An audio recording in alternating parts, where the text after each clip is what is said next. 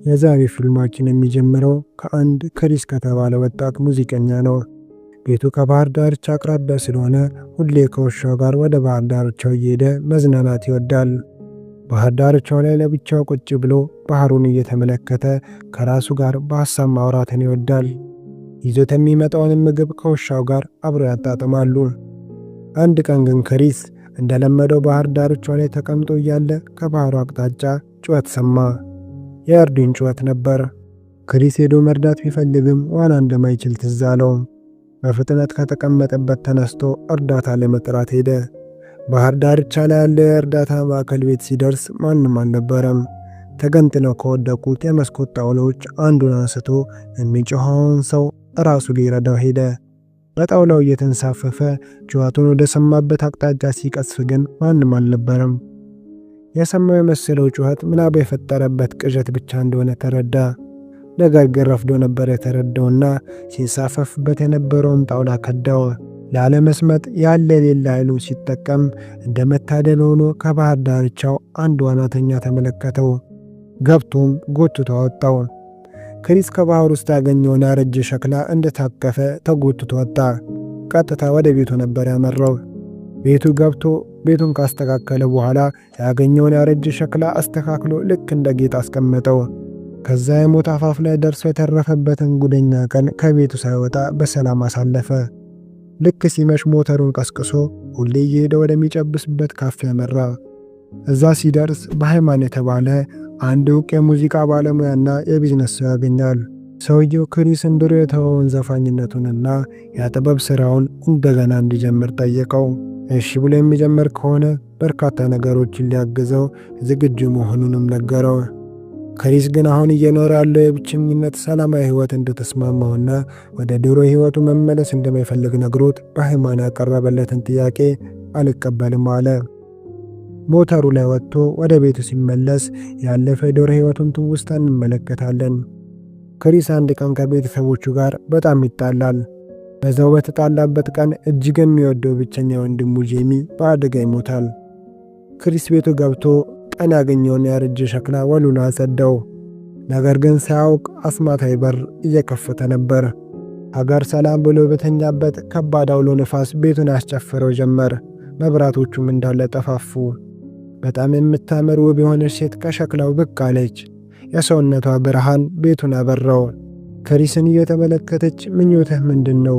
የፈለግከው 3 ነገር ተመኝ፣ እኔ አሳካልሃለሁ አለችው።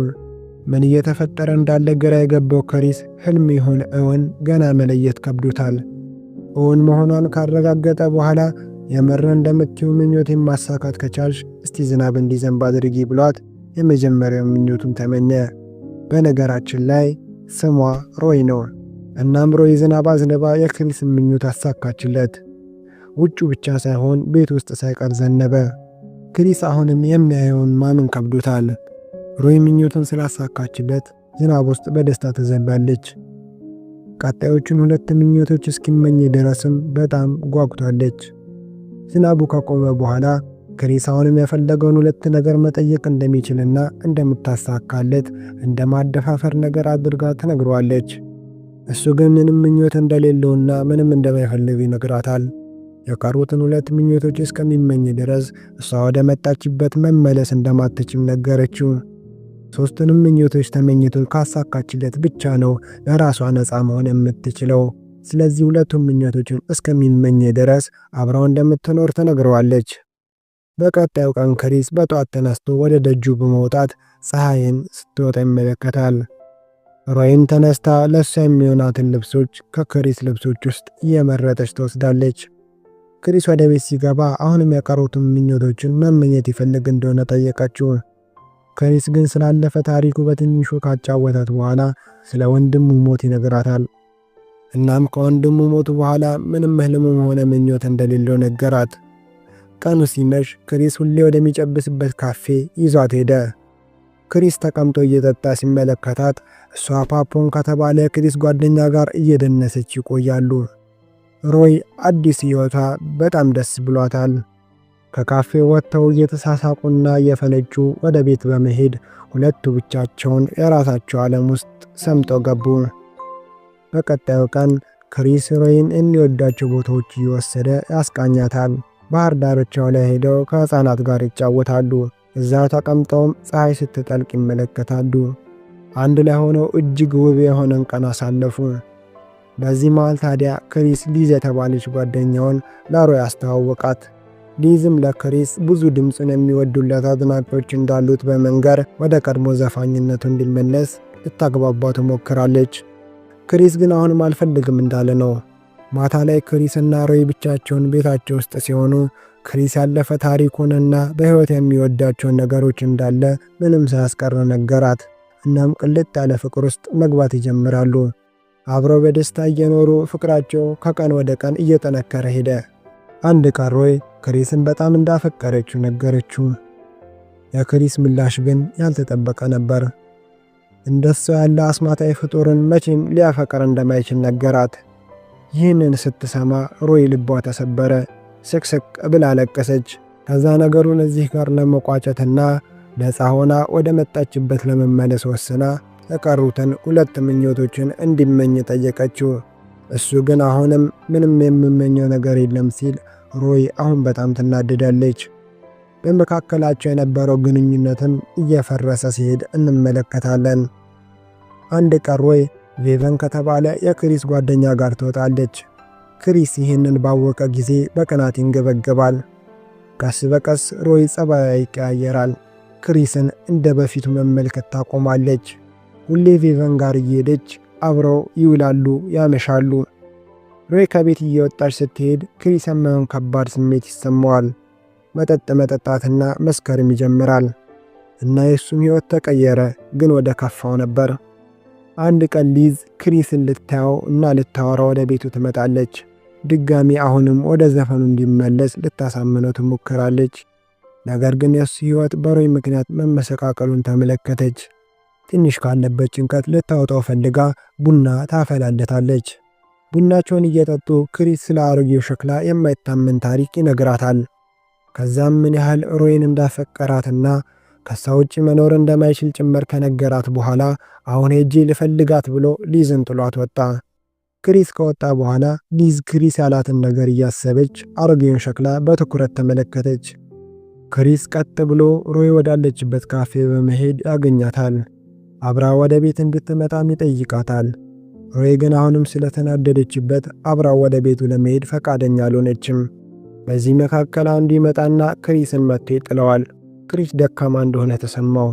ሮይም ለሷ የሚገባትን ነገር ከማይሰጣትና ከማያፈቅራት ወንድ ጋር አብራ መኖር እንደማትፈልግ ነገረችው። ክሪስ ግን አሁንም ፍቅሩን ሊገንጽላትና ሊያግባባት ሞከረ። በዚህን ጊዜ ሮይ በጣም ስሜታዊ የተሆነና ከራሱ ውጪ የማያስብ ኩራተኛና ራስ ወዳድ ሰው እንደሆነና አሁንም ስሜቱን ለማርካት ሲል ለጥቅሙ ብቻ ፈልጎ እየዋሻት እንደሆነና በትክክል እንደማያፈቅራት ትነግሯለች። ይህንን ስትናገር ክሪስ ተስፋ በመቁረጥና በንዴት ስሜት ውስጥ ሆኖ ሁለተኛው ምኞቱን ተመኘ። ልክ እንደሷ በሚስጥሮች ያልተሞላችና አስማታ ያልሆነች ትክክለኛ ሴት በቅርቡ ሕይወት ውስጥ እንድትገባ እንደሚመኝ ነገራት። አሁንም ሶስተኛ ምኞቱን ቀጠለ። ሮይ ወደ መጣችበት እንድትሄድና በፍጹም እንዳትመለስ ሲል ሶስቱንም ምኞቶች ጨርሶ ተመኘ። ሮይ ክሪስ የተመኘው ነገር አስደንግጧት ራሷን ሳተች። ክሪስ በንዴት ካፉ ያመለጡት ቃላቶች ወዲያው አስቆጩት። ሮጦ እንዳትወድቅ አቅፎና ደግፎ ይዟት እንድትነሳ ይለምናታል። በቁጣ የተናገረው እንጂ ከልቡ እንዳልሆነ እንዲሁም በጣም እንደሚያፈቅራት ደጋግሞ ይነግራታል። ሞተሩ ላይ ጭኗት ወደ ቤት ወሰዳት። ቤቱ ሲደርሱ ሮይ ለክሪስ የመሟን ሌላኛው ምክንያት ነገረችው። ምክንያቱ ሶስተኛው ምኞት አለማሳካቷና ወደ መጣችበት መመለስ አለመቻሏ ነበር። ወደ መጣችበት ለመመለስ አሮጌው ሸክላ የግድ አስፈላጊ ነው። ክሪስ ለሷ ባለው ፍቅሩና በንዴት ሳያውቅ በተመኘው ምኞቱ መካከል ሆኖ በውስጡ እየተሰቃየ እንዳለ እንመለከታለን። ሮይ ሶስተኛው ምኞቱን ታሳካለት ዘንድ አሮጌውን ሸክላ እንዲያመጣላት ጠየቀችው። በዚህም ጊዜ ነበር ክሪስ ሸክላውን ካስቀመጠበት ሊያመጣ ሲሄድ እንደሌለና ሊዝ እንደሰረቀችው ያወቀው። ፈጥኖ ወደ ቤቷ ይሄዳል። እሷ ግን ቤት የለችም። ሸክላውን ይዛ ወደ ባህር ዳርቻው ሄዳ ነበር። ክሪስ ሮይን ስላፈቀራት ሊዝ በሮይ በጣም ትቀናለች እና ልትገላትም ትፈልጋለች። ክሪስ ሊዝን ከቤቷ ሲያጣት ጊዜ ተስፋ ቆርጦ ወደ ቤቱ ተመለሰ። በሱ ምክንያት ሮይ ይህ ሁሉ ስቃይ የደረሰባት እንደሆነ እያሰበ በሐዘን ተውጧል። በቀጣይ ጧት ሊዝ ያደረገችው ድርጊት ይጸጽታትና ወደ ክሪስ ቤት ሄዳ ሮይን ይቅርታ ትጠይቃታለች። ሸክላውንም ለክሪስ ትመልስለታለች። ቀኑ ሲመሽ ክሪስ እና ሮይ ወደ ባህር ዳርቻ ሄዱ። ክሪስ ለመጨረሻ ጊዜ ሮይን እቅፍ አድርጎ ይሰናበታታል። ከእቅፉ ውስጥ በቀስታ እየተሰወረች ወደ ሸክላዋ ተመለሰች።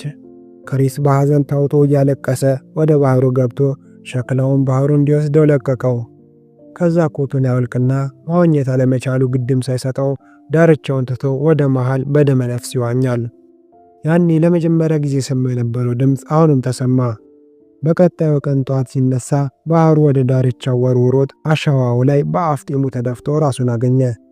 ጭንቅላቱን ቀና አድርጎ ሲመለከት አንዲት ከውሻዋ ጋር የምትሮጥ ሴት ወደ እሱ ስትመጣ ተመለከተ። ልትረዳው ፈልጋ ስትጠጋ መልኳ ቁጭ ሮይን ትመስላለች። ግራ ተጋብቶ ሮይ ብሎ ጠርቷት ሊያናገራት ሞከረ። እሷ ግን የታመመ ሰው እንደሚቃዥ የቃዥ ነው ብላ ስላሰበች ብዙም ሳያስገርማት ሮይ እንዳልሆነችና ልትረዳው እንደሆነ ነገረችው። እሱም ይህ አጋጣሚ እንዳልሆነና ሁለተኛው ምኞትን ሮይ ያሳካችለት እንደሆነ ተረዳ። ሕይወቱ ጨልሞና ተስፋ ቆርጦ ህልምም ሆነ ምኞት ያልነበረው ክሪስ በድጋሚ ህልሙ ሲለመለም ፊቱ ላይ እንመለከታለን። የዛሬ ፊልማችንም እዚህ ጋር ያልቃል። ከተመቻችሁ ላይክ እና ሰብስክራይብ በማድረግ ቀጣይ በሌላ ፊልም ጠብቁኝ። እስከዛው ቸር ያቆየን።